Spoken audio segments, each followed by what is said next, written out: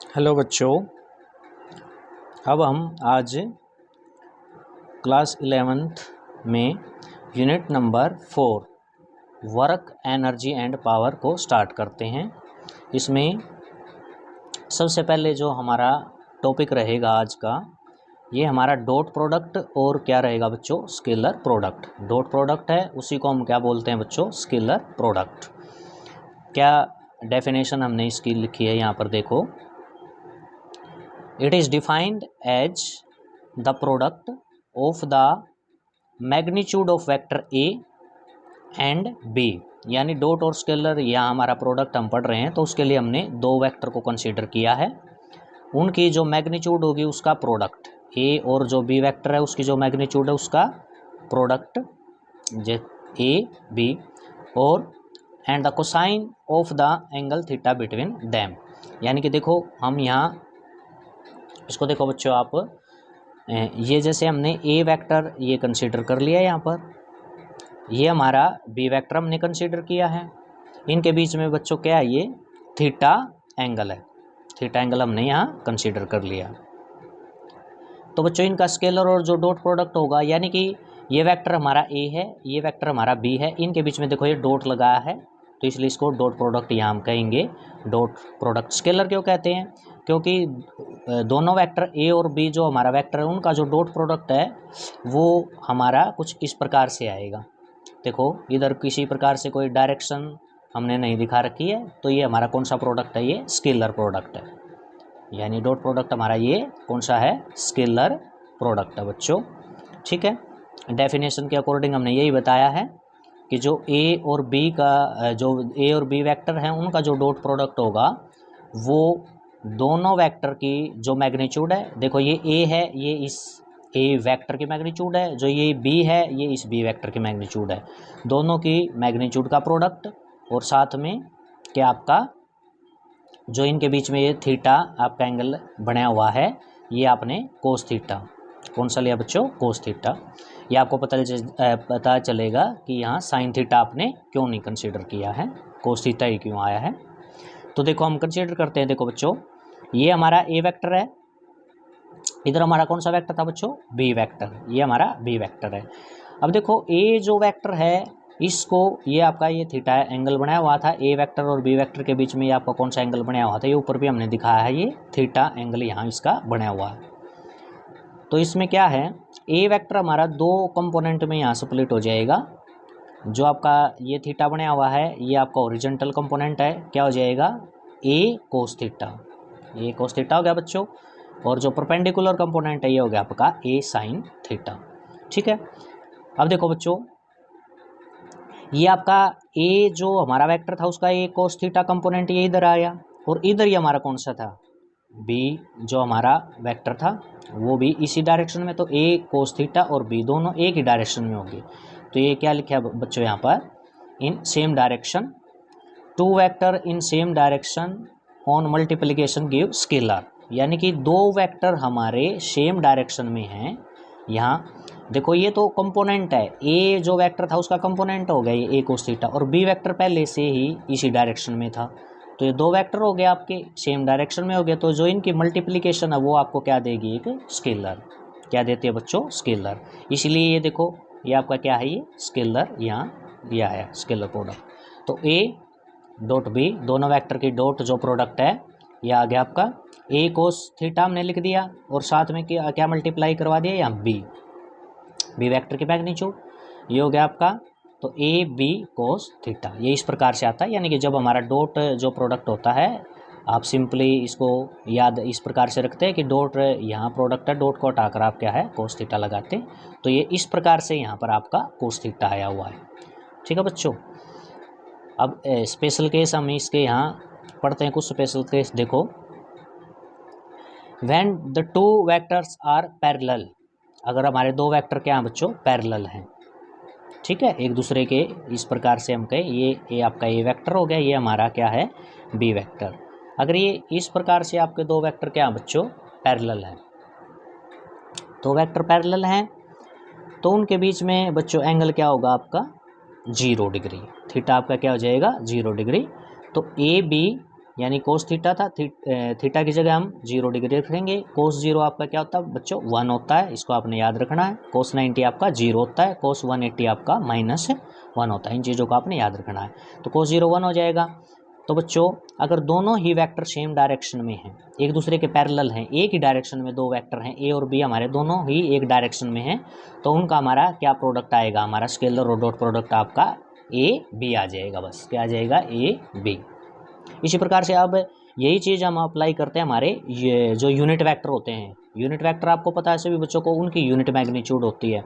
अब देखो हमने ये एक्स वाई जेड कोऑर्डिनेट यहाँ कंसिडर किया, ये एक्स एक्सिस आपका, ये वाई है और ये आपका जेड है।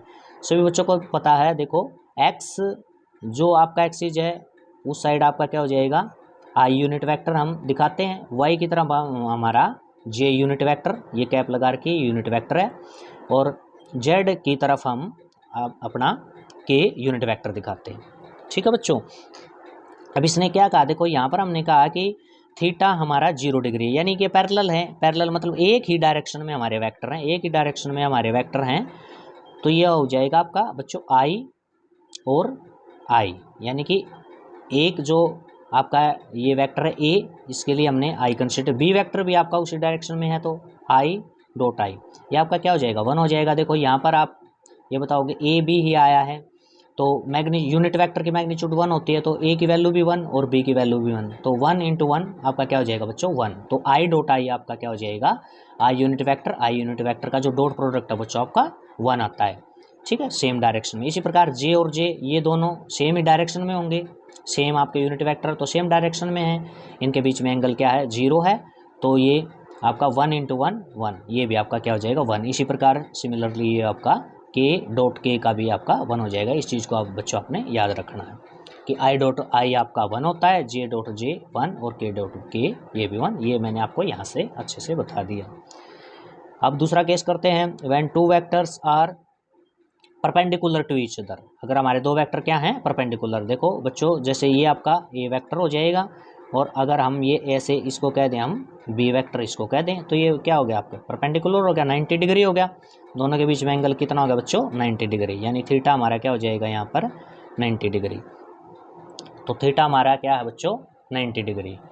अब थीटा हमारा 90 डिग्री है, तो इसको यहाँ से ध्यान से देखिए।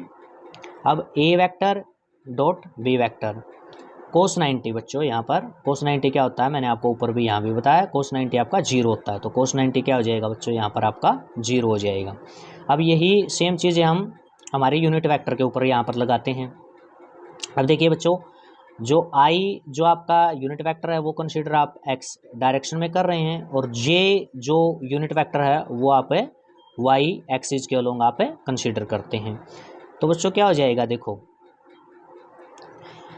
यूनिट वेक्टर आपको पहले ही पता है, यूनिट वेक्टर है यूनिट मैग्नीट्यूड होती है 1 मैग्नीट्यूड होती है, तो आई ये हम यहाँ कंसीडर करें, जो हमारे ए वेक्टर है इसको यहाँ आई इधर कंसीडर करें, और ये आपका बी जो वेक्टर लिया ये परपेंडिकुलर यानी जे इस तरफ कंसीडर कर लेंगे, तो आई डॉट जे ये आपका क्या हो जाएगा 0। तो यहाँ से देखो बच्चों, देखो ये ए वेक्टर के लिए क्या आपका आई कंसीडर आप कर रहे हो, और बी वेक्टर है ये आप जे कंसीडर कर रहे हो। क्यों कंसीडर कर रहे हो आई और जे अलग अलग क्यों कंसीडर, क्योंकि ये परपेंडिकुलर बताएं। अब परपेंडिकुलर बताएं हैं तो देखो अगर हमने एक्स एक्सिस के अलोंग आई यूनिट वेक्टर ले लिया, तो वाई के अलोंग हमने क्या है जे लेना पड़ेगा, या आप इसको ऐसे भी कह सकते हैं, ये आपका एक्स के अलोंग ए वेक्टर आप कंसीडर कर लो और वाई के अलोंग आप बी कंसीडर कर लो। तो ए है उसके अलोंग आपका आई यूनिट वेक्टर हो जाएगा, और बी और वाई यानी हम कंसीडर करें तो उसके अलोंग आपका जे हो जाएगा। तो बच्चों यहाँ से क्या हो जाएगा आपका आई डॉट जे आपका 0 क्या हो जाएगा 0। इसी प्रकार से जे डॉट के ये भी 0, और के डॉट आई ये भी आपका क्या हो जाएगा बच्चों 0। ये इंपॉर्टेंट चीज़ें हैं बच्चों कि आपने दोनों याद रखनी।